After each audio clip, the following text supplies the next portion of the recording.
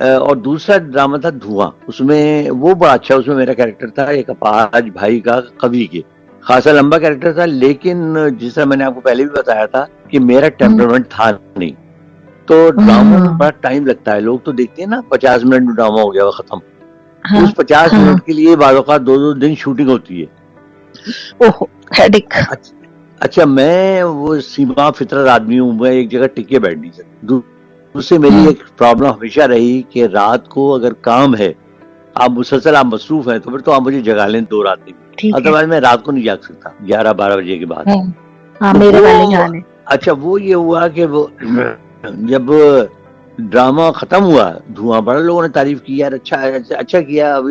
ظاہر جو سینئر تھے انہوں نے کہا تھوڑا سا اور امپروو کرو اس میں، یہ کرو وہ کرو، لیکن میں نے ڈیسائیڈ کر لیا کہ میں نے ڈرامہ نہیں کرنا. میں نے کہا یہ میرے ٹیمپرمنٹ ہے نہیں، اور جس چیز کا مجھے ٹیمپرمنٹ نہیں ہے، کیونکہ میرے ساتھ ہے تھوڑی سی پرابلم، میں مصنوعی ہنس نہیں سکتا، میں مصنوعی رو نہیں سکتا. تو میں نے کہا کیا فائدہ، اگر آپ کو ہنسنا اور رونا نہیں آتا تو پھر ڈرامہ کرنے کا کیا فائدہ ہے. آپ کو خود بھی پتا ہوگا نا کہ میں کیا کام کر سکتا ہوں کیا نہیں، تو بس آپ کا جو آپ کا گالیاں پڑے.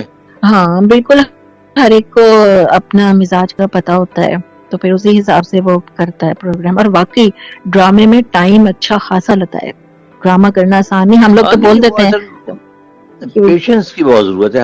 اصل وہی ہے نا کہ ہر ایک میں اللہ تعالیٰ کا شکر ہے کہ ٹھیک ہے، مجھے جو متبادل ملا میرا خیال ہے کہ اس میں بھی مجھے اتنی ہی شہرت حاصل ہوئی جتنی شاید میں ڈرامے کرتا تو میں مشہور ہوتا.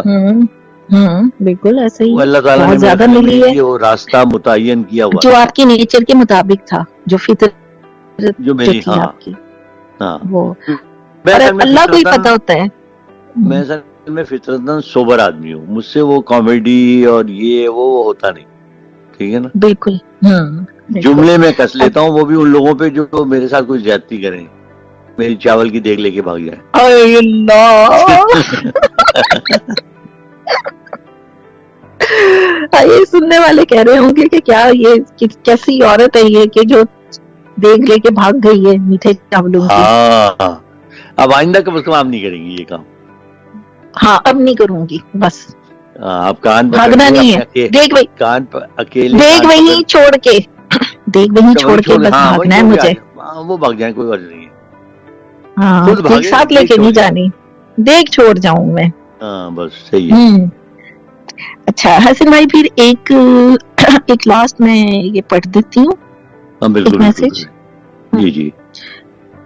یہ عمر حیات پنڈی سے لکھتے ہیں کہ حسن جلیل صاحب، میں آپ کا بہت بڑا فین ہوں، پروگرام سنتا ہوں، 1 گھنٹہ پتہ بھی نہیں چلتا. ایک کہانی آپ کی خدمت میں حاضر ہے، اگر ہو سکے تو پڑھیے گا ضرور. آپ کی پوری ٹیم کو بہت ساری دعائیں. بہت شکریہ بھائی، آپ کی کہانی انشاءاللہ اگلے پروگرام میں ہم پڑھیں گے، میں ان سے منگا لوں گا اور اس کو پڑھوں گا. اور بہت اچھی بات ہے، کیونکہ ہم تو خود چاہتے ہیں کہ آپ لوگ اس پروگرام میں پارٹیسپیٹ کریں فلی، اور تاکہ آپ کا نام بھی آئے، آپ خود بھی سنیں، پھر آپ محسوس ہوں اور اپنی رائے سے بھی ہمیں آگاہ کیجیے گا. تو بڑی اچھی بات ہے کہ آپ پروگرام سنتے ہیں، بس پروگرام سنتے رہیے اور اسی طرح آپ کنٹریبیوٹ کرتے رہیے. اور جو بھیجتے ہیں وہ نئی نئی چیزیں کچھ ہم بھی سنتے ہیں، ہم بھی محظوظ ہوتے ہیں، سننے والے اصل میں اپنے دیکھیں نا، اپنے ذہن سے لوگ بھیجتے ہیں نا تو بڑا مزہ آتا ہے، کیونکہ ڈفرینٹ چیزیں ہوتی ہیں نا. جیسے کسی نے وہ مشتاق یوسفی صاحب کی جو بھیجی، بڑا مزہ آیا. تو شفیق الرحمان صاحب دوسرے بہت زبردست مزاحیہ نگار تھے، جن کے میں نے حماقتیں اور مزید حماقتیں میرا خیال ہے کوئی 6 دفعہ پڑھی ہے. ان کے بھی کمال کے جملے ہوتے تھے، بڑے کیا بات ہے. اور یوسفی صاحب تو خیر دور جدید کے تھے، تو ان کو وہ آج تک ذہنوں میں ہیں بھی، لوگوں کے کمال کے لوگ تھے. اور مزے کی چیز یہ ہوتی ہے کہ جس آپ منٹو کو پڑھیں تو جو باتیں انہوں نے اس وقت کہی ہوئی ہیں وہ اب بھی فٹ ہو رہی ہیں، پوری اس پہ پوری اتر رہی ہیں. اصل میں دیکھیے، جو شاعر اور ادیب کے لیے ویژن کا ہونا بہت ضروری ہے. ویژن کے بغیر تو آپ الفاظ لکھ ہی نہیں سکتے جب تک آپ اپنے تخیل میں نہ آئے ان چیز کو. مثلا میں ایک منظر کشی کر رہا ہوں، فرض کیجیے ریگستان کی، تو مجھے ریگستان کے بیسکس کا پتہ تو ہونا چاہیے نا. تو ظاہر ہے کہ ان کی ماشاءاللہ نالج بھی ہوتی ہے، پڑھتے بھی ہیں کتابیں، وہ کتابیں پڑھنے سے آپ کا ویژن بھی بڑھتا ہے. تو ظاہر ہے یہ لوگ تو بڑے قابل لوگ ہوا کرتے تھے، اور بڑا کچھ ان سے سیکھنے کا موقع ملتا تھا. اور بڑے مطلب کہ ان پر کرٹیسائز بھی بہت ہوتا تھا جس طرح کا وہ لکھا کرتے تھے. بس وہ وہی ہے نا کہ اصل میں اس زمانے میں چونکہ اتنا کھلا ہوا معاشرہ نہیں تھا تو معاشرے کے بڑے ادب آداب تھے, تو وہ تو ایک جملہ بھی لوگ پکڑ لیا کرتے تھے, بھئی یہ کیا لکھا ہے یار, یہ تو یعنیت کے جملے میں اس میں آتا ہے زمرے میں, تو ان پہ اس تو میں کوئی بہت زیادہ, روحانیت تو نہیں. ہاں ان پہ تو بہت زیادہ کرٹیسزم ہوا ہے, بہت ہی زیادہ, بہت زیادہ ہوا ہے. بالکل. اور باقی جیسے ہمارے بخیر ہمارے تو بہت سارے بڑے بڑے گزرے ہیں, فیض احمد فیض ہیں, نہیں تو بہت آپ اچھے, لانگ لسٹ بہت زبردست بہت ماشاءاللہ. ہاں پاکستان نے بہت بڑے بڑے شاعر بھی پیدا کیے, ادیب بھی پیدا کیے, بڑے مطلب یہ دانشور بھی. زرخیز خطہ ہے, بہت بڑے بڑے دانشور, ہاں اس میں کوئی شک نہیں کہ ہر شعبے میں میرا خیال ہے ہم کسی سے کم نہیں ہے. بس بالکل کمی ایسا ہے تو ہی ہے. صرف وہ ہے کہ ہماری اپنی پلاننگ کی, ہمارے لیڈروں کی, اور آگے بڑھنے کی یہ طریقہ ہمیں نہیں آتا کہ ہم آگے کیسے بڑھیں. بس یہ چیز اگر ہو جائے نا تو ہم ایک ٹریک پر آ جائیں, ہمیں پتا ہو کہ ہمیں دنیا کے ساتھ کس طرح چلنا ہے, ہم کو ترقی کیسی کرنی ہے, تو پھر کیا بات ہو جائے. نہیں, میری سمجھ میں ایک چیز نہیں آتی کہ جس طرح ہم عام زندگی میں اگر کوئی آدمی یعنی کوئی اچھی چیز سے ہم متاثر ہوتے ہیں تو ہم اس کو کاپی کرتے ہیں, ہم کہتے ہیں یار فلاں آدمی یہ کام کرتا ہے یہ ہم بھی کریں گے, دل میں ہمارے وہ شوق بھی نہیں ہوتا ہے. تیار, ہم اس کے لیے بھی تیار نہیں ہے کہ ہم اچھا اپنا ہی ماڈل, میں ہمیشہ کہتا ہوں کہ اب جیسے ہماری معاشی ترقی ہے, بھائی ایوب خان کے دور میں 5 ایئر پلان تھا آپ کا, 5 سالہ منصوبہ. ارے بھائی وہ 5 سالہ منصوبہ کوریا نے اپنایا, کہاں سے کہاں پہنچ گئے.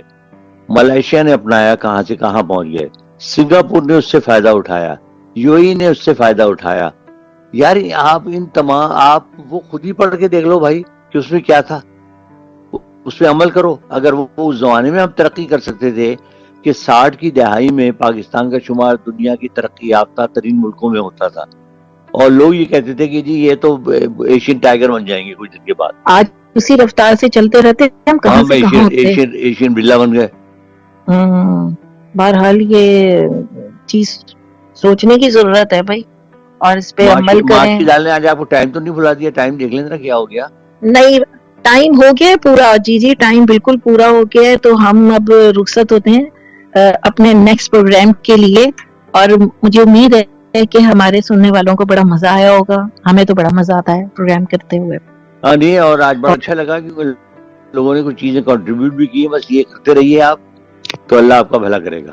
جی, مجھے اور حسن جلیل کو اجازت دیجیے, اپنا بہت سارا خیال رکھیے گا, اللہ حافظ.